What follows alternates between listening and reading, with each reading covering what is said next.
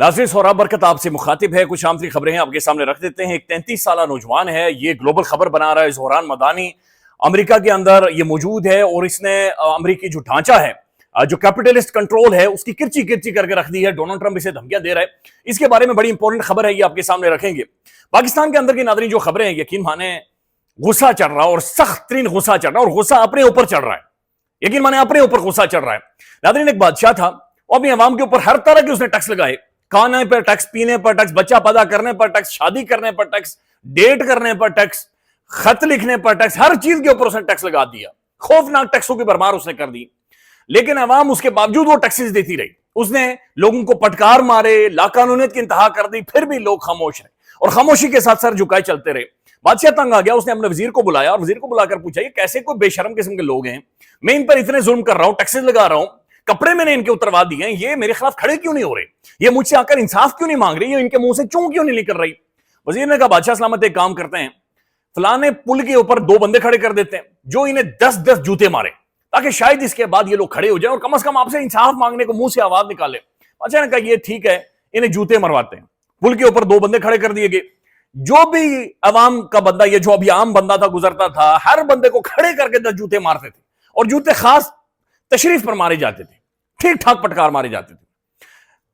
جوتے چلتے رہے, یہ سارا سسٹم چلتا رہا. ایک دن بادشاہ کے پاس وزیر آیا, اس نے کہا سر باہر عوام اکٹھی ہو گئی ہے, بادشاہ سلامت باہر ہے. بادشاہ بڑے زوم میں باہر ہے. اس نے کہا اب یہ مجھ سے انصاف مانگیں گے, اب کم از کم منہ سے آواز نکالیں گے کہ ہمارے ساتھ ظلم ہو رہا ہے. باہر جب آیا تو عوام کا بادشاہ سے مطالبہ یہ تھا کہ بادشاہ سلامت جوتے مارنے والے بندے 2 ہیں, ہمارا ٹائم بہت زیادہ ضائع ہوتا ہے, لہذا برائے مہربانی بندوں کی تعداد بڑھا دیں تاکہ جلدی جلدی جوتے مارے اور ہم اپنے کام پر چلے جائیں. آپ یقین مانیں پاکستانی عوام بھی یہ وہی عوام ہے اور یہ وہیں پر کھڑی ہے کہ صرف انہیں پل کے اوپر کھڑے کر کے جوتے مارنے باقی رہ گئے اور باقی کوئی چیز نہیں رہی.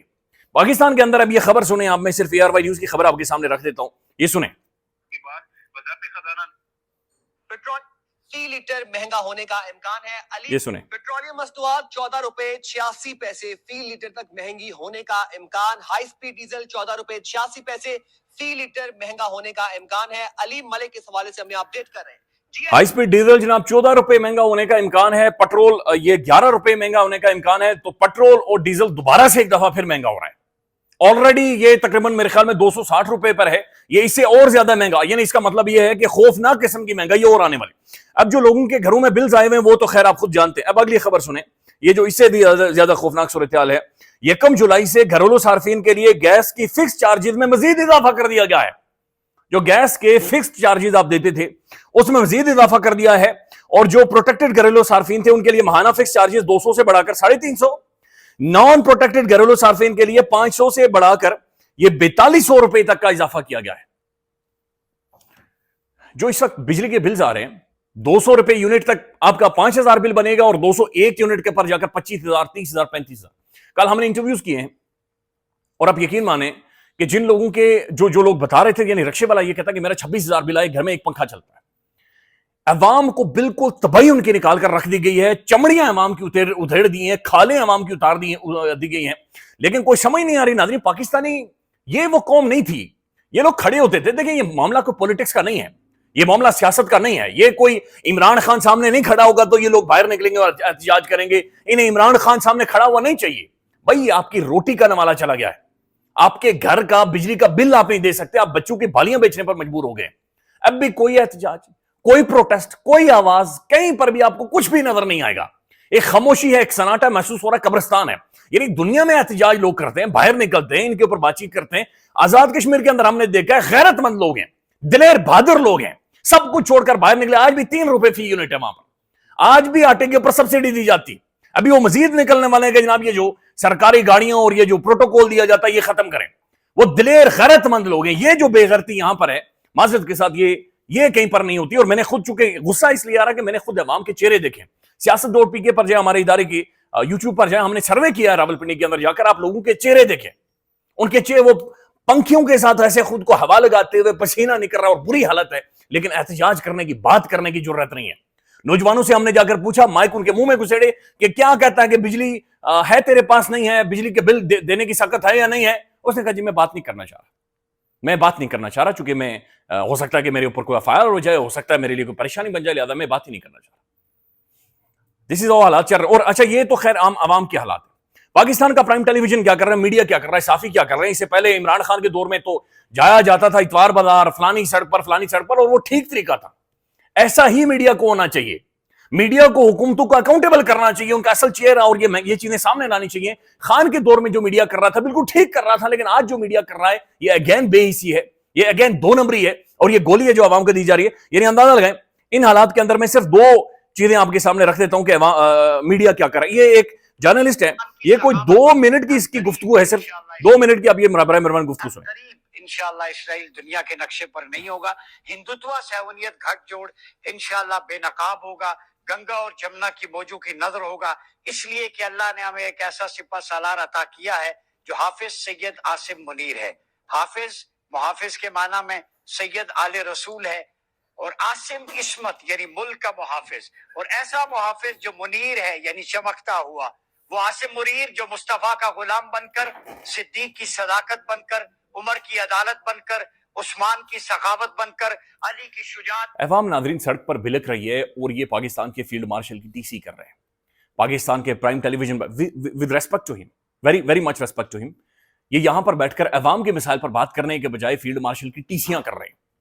یعنی یہ ایک عجیب قسم کی پاکستان کے اندر ذہنیت ہے کہ آپ نے صرف ٹی سی کرنی ہے, اور کس لیول کے جا کر یہ بندہ ٹی سی کر رہا ہے.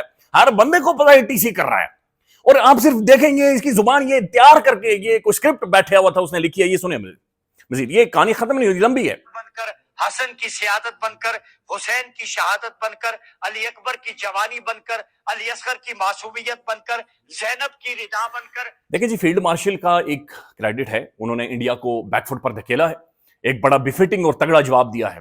ڈپلومیٹکلی بہت ساری چیزیں پاکستان کے فیور میں گئی ہیں. ایون ایس سی او کے اندر جو کچھ انڈیا کے ساتھ ہوا ہے تو یہ چیزیں ان کے فیور میں جا رہی ہیں, لیکن جس طریقے کی ٹی سی یہ لوگ آ کر کرتے ہیں یہ خوفناک. اچھا یہ تو خیر ایک بندہ ہو گیا. اب دوسرا شورۂ آفاق پاکستان کا صحافی, اور اتنا بڑا صحافی کے سینئر صحافی آگے پیچھے لگانے پر ہم لوگ مجبور ہو جاتے ہیں. محترم سہیل وڑائی صاحب, جنہیں فضا علی صاحبہ نے یہ کہا تھا کہ سنجیدہ ملک کے اندر ہوتے تو یہ لیٹرینیں صاف کرتے, باتھ روم صاف کرتے, باتھ روموں کے اندر ٹاکیاں مارتے. اب ان کا آج کا کالم دیکھیں, یعنی عوام لوگ رڑ رہے ہیں, سیلابوں کی نظر ہو رہے ہیں, بجلی مہنگی ہو گئی ہے, پیٹرول کی مہنگائی کی تباہی نکلی. آج سہیل وڑائی صاحب کا آج کا کالم سنیں, اس کے اندر 2-3 چیزیں میں آپ کے سامنے رکھتا ہوں. وڑائی صاحب کہتے ہیں چند سال پہلے کی بات ہے جب بے سے بشرا بی بی عمران خان کا روحانی جادو چل رہا تھا. وہ خاتون جیل کے اندر موجود ہے, اس کے بیسک رائٹس کی وائلیشن ہو رہی ہے. دوسرا سابق وزیر اعظم پاکستان جیل کے اندر موجود ہے, اس کے کیسز عدالتیں نہیں سن رہی, عدالتیں تاریخ نہیں دے رہی, عدالتیں پروسیڈنگز کرنے کو تیار نہیں ہیں. اور ان کی گفتگو سنیں. مقتدرہ کے اس وقت کے جرنیل جب بھی ارد گرد مقتدرہ کے اس وقت کے جرنیل اپنے ارد گرد روحانی حالہ بنا کر بنی گالا جایا کرتے تھے کہ کہیں روحانی تیر کا شکار نہ ہو جائیں. مگر پھر کیا ہوا کہ وقت بدل گیا, آئین غین کی کوئی تمیز نہ رہی. اب یہ جو آئین غین ہے نا, یہ میاں ولی کے لوگ آپ کو ٹھیک سمجھائیں گے کہ آئین غین کا مطلب کیا ہوتا ہے. نہ روحانیت اور علم العدد کا فضو چلا, نہ چھو منتری کام آیا, اور نہ عقل سمجھ مفید ثابت ہوئی. تو یہ بشرا بی بی کے جادو کے اوپر انہوں نے کالم لکھا ہوا ہے, اور یہ بتا رہے ہیں کہ وہ آئین یعنی علیمہ عمران جن کا نام آئین سے شروع ہوتا ہے, یہ انہیں پسند کرتی تھی, اور اسی وجہ سے بہت سارے لوگ لگائے گئے اور شخصیات. اب کالم میں آگے کیا لکھتے ہیں, آئین لڑائی میں جنرل عاصم منیر کی آئین اس وقت لیڈ لے چکی ہے, انہیں کوئی بڑا خطرہ درپیش نہیں ہے, لیکن ان کے لیے کچھ چیلنجز ایسے موجود ہیں جن کا حل کیے بغیر وہ چین سے نہیں سو سکتے. اب یہ فیلڈ مارشل کے بارے میں بتا رہے ہیں انہیں کیا چیلنجز ہیں. پہلا چیلنج اقتصادی صورتحال ہے, یعنی کہ معیشت ٹھیک کریں. یہ فیلڈ مارشل کے بارے میں کہہ رہے ہیں جو ملٹری چیف ہیں پاکستان کے ادارے کے سربراہ ہیں, انہیں سہیل وڑائی کالم لکھ کر یہ کہہ رہا ہے کہ ان کا کام ہے اقتصادیات ٹھیک کرنا, یعنی اکانومی سہیل وڑائی ان کے کھاتے میں ڈال رہا ہے. اب آگے سن, یہ کہہ رہا ہے اقتصادیات ٹھیک کرنا جناب محترم عاصم منیر صاحب کا کام ہے. آگے سنیں وہ کیا کہہ رہا ہے. دوسرا چیلنج سیاسی عدم استحکام سے نپٹنا, یعنی سیاسی عدم استحکام بھی یہ فیلڈ مارشل کے کھاتے میں ڈال رہے ہیں. جب تک آئین عمران خان موجودہ سٹیٹس مین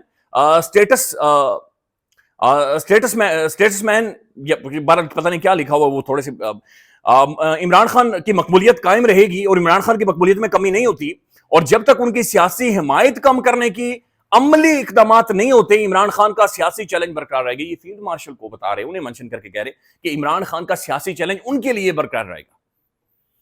اندازہ لگائیں ہماری صحافت کا, ہماری جرنلزم کا, ہماری صحافی یہ رپورٹنگ کر رہے ہیں, اور ایسے حالات میں کہ جب پنجاب روڑ گیا ہے, کے پی کے میں لوگ باقاعدہ سے کس طریقے سے فیملیز تباہ ہوئی ہیں. یہ آج پنجاب کی صورتحال ہے.